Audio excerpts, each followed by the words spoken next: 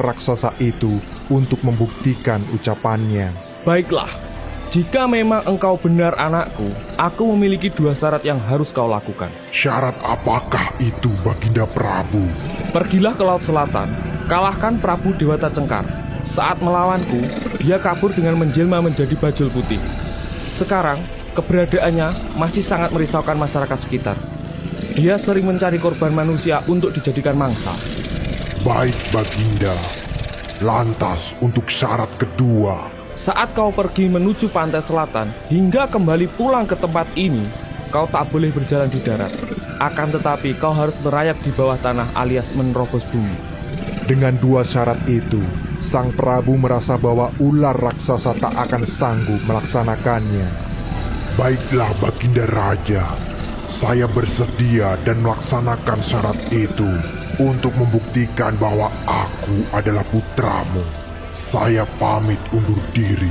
Dengan disaksikan semua orang yang berada di tempat itu, ular raksasa pergi dengan cara masuk ke dalam tanah. Dan Prabu Ajisaka pun kembali menuju istana.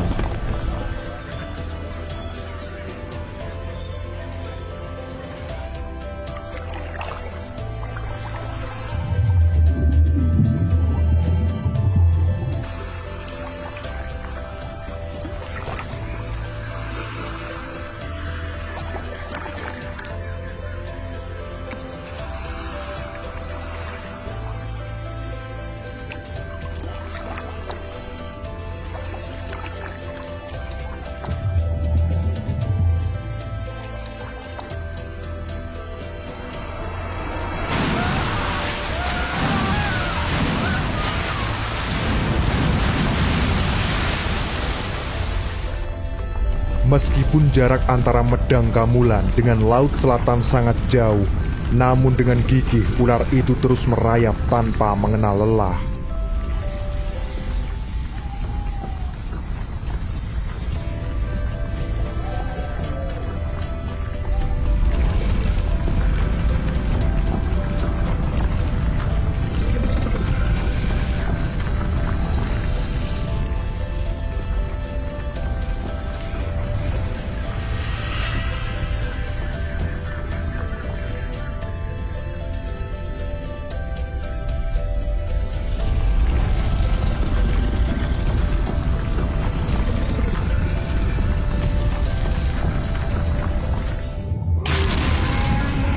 Beberapa waktu kemudian, ular raksasa itu telah sampai di Laut Selatan. Sang ular segera mencari